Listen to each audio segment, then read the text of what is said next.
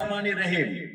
আমরা সবাই অবগত কি হয়েছে, আমরা সবাই অবগত কি ঘটেছে এবং আমরা সবাই এই ব্যাপারে সোচ্চার। আমরা কি করতে চাই, কি বলতে চাই, ওই চাওয়া পাওয়ার মাঝখান থেকে আজকে আবেগের বহিঃপ্রকাশ। আমরা কি চাই? আমরা চাই শিশু ধর্ষণ সহ সকল ধর্ষণ ও নারীদের প্রতি সহিংসতার মামলা দ্রুত নিষ্পত্তির জন্য বিশেষ ট্রাইব্যুনাল গঠন করা হোক।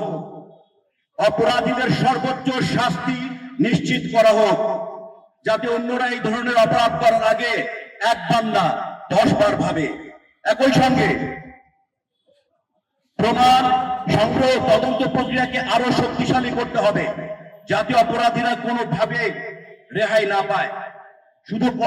শুধু কঠোর শাস্তি যথেষ্ট নয়, সামাজিক পারিবারিক সচেতনতা বৃদ্ধি, প্রতিরোধমূলক ব্যবস্থা গ্রহণ করা অপরিহার্য বলে আমরা মনে করি।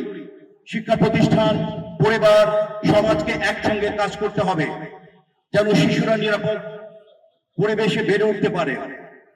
আমরা সরকার, আইন শৃঙ্খলা রক্ষাকারী বাহিনী এবং বিচার বিভাগের কাছে আহ্বান জানাই, অনুরোধ জানাই, শিশু ধর্ষণের বিরুদ্ধে দ্রুত ও দৃষ্টান্তমূলক বিচার নিশ্চিত করুন।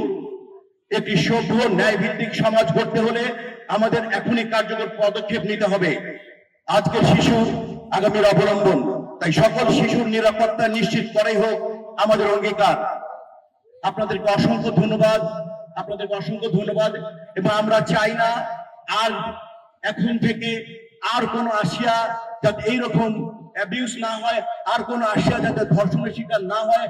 আমরা যারা যেখান থেকে পারি, আমরা যাতে মানবতা বোধ আছে তারা জাগ্রত থাকি। আপনাদেরকে আবারও ধন্যবাদ।